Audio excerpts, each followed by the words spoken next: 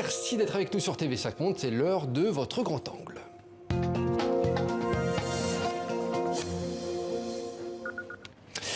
Et dans ce grand angle, pour faire écho à la COP26, nous allons parler de solastalgie. La solastalgie, également appelée éco-anxiété ou dépression verte, une forme de souffrance psychique ou existentielle causée par les changements climatiques et environnementaux.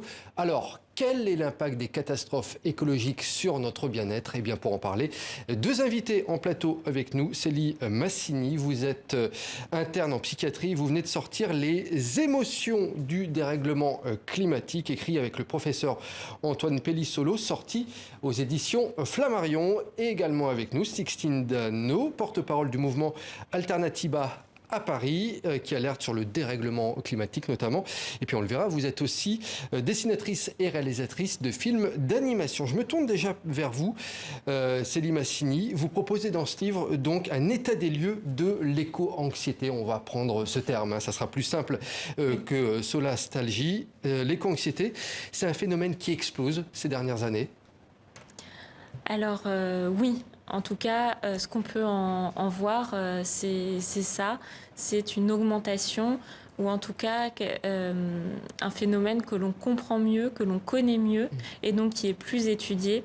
Et donc des premiers chiffres qui arrivent et qui montrent en tout cas que dans les tranches de population qui ont été interrogées, c'est une vraie inquiétude.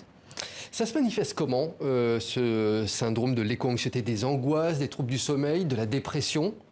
Oui, c'est surtout des symptômes de l'ordre des troubles anxieux.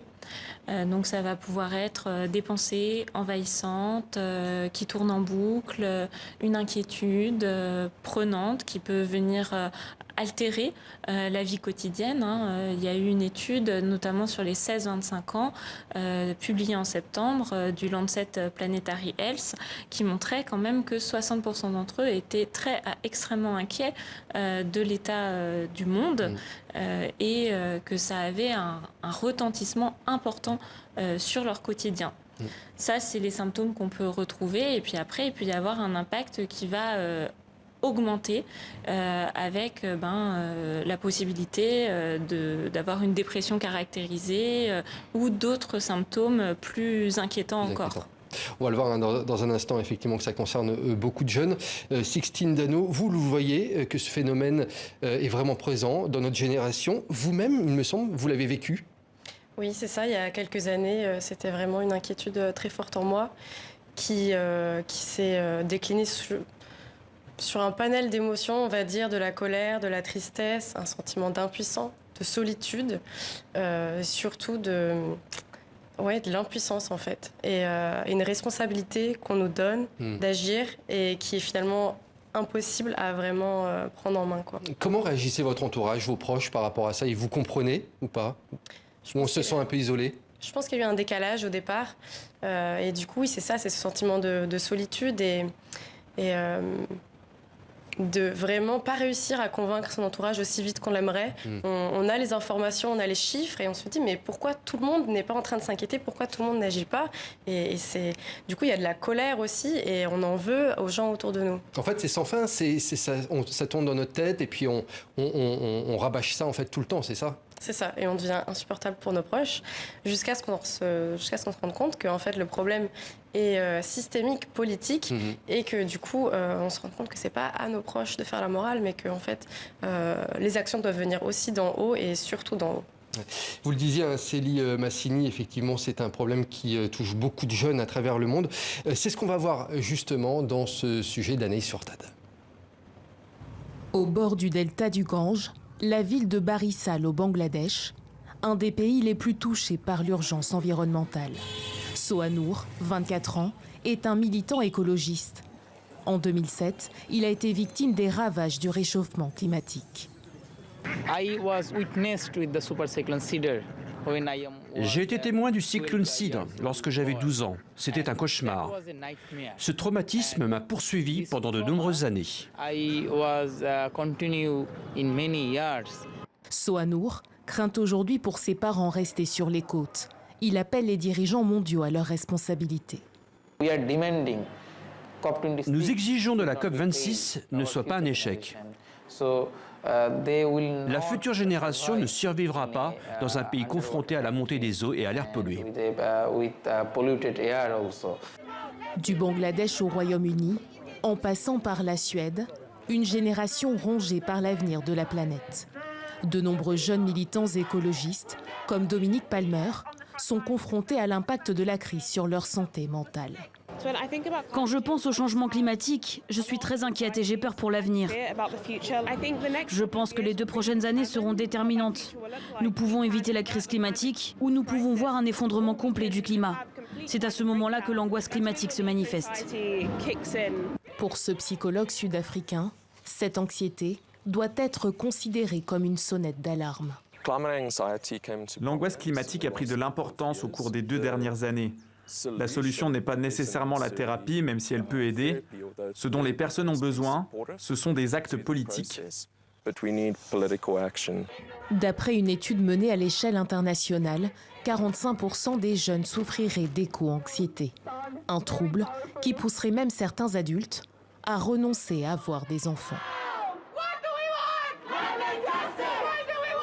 Renoncer à avoir des enfants, Célie Massini, c'est le stade extrême justement de l'éco-anxiété. Ne pas vouloir donner la vie pour ne pas faire vivre ça à ses enfants. Alors je ne sais pas si ça rentre forcément dans l'éco-anxiété. Parfois c'est un choix qui est pris par volonté politique et par engagement personnel, finalement plutôt dans quelque chose de l'ordre de l'éthique, de se dire que face à l'incertitude qui existe aujourd'hui sur à quoi la planète va être confrontée et à quoi les populations qui vivront sur cette planète vont être confrontées, on ne veut pas prendre le risque de mettre sa descendance de les confronter à ça. Oui. Sixtine Dano, vous avez des exemples comme ça autour de vous, dans les militants autour de vous, des gens qui disent « je ne veux pas d'enfants pour pas que mes futurs enfants vivent dans ce monde ».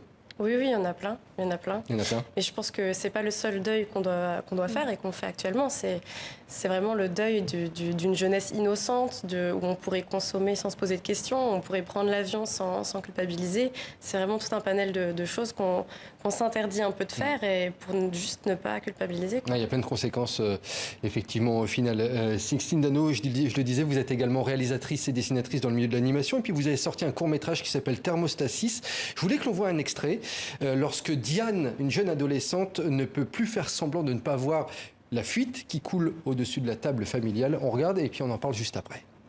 La suite arrive. Mais c'est quand que je vais aller jouer? J'ai plus faim, moi. Mais si, t'as faim. Allez, fini les caprices. Regarde, plein de bonnes protéines. Bah moi, je veux pas récupérer une baraque pleine de fruits. Moi aussi, je vais aller sur la table. Mais qu'est-ce que tu fais? Tu vas salir la nappe. Qu'est-ce que c'est que ce comportement? Elle fait sa crise d'adolescence. Ça y est. Quelqu'un peut couper l'eau?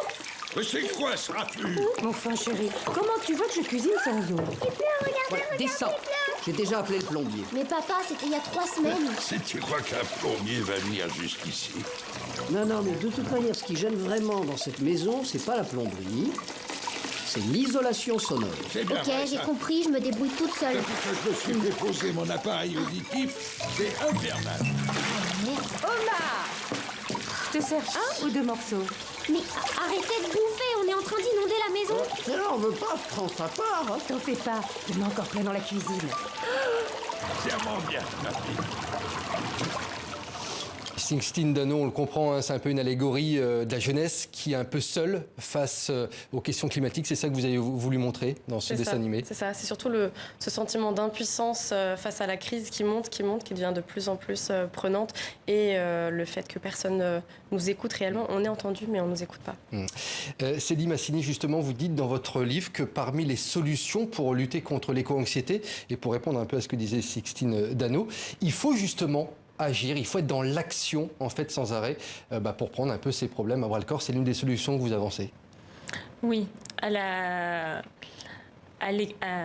réserve près que si certes on peut agir et que mettre en cohérence son quotidien et ses actions Et ces valeurs, ça va être quelque chose de positif pour notre psyché, puisqu'on va réduire la dissonance cognitive, on va réduire cet écart.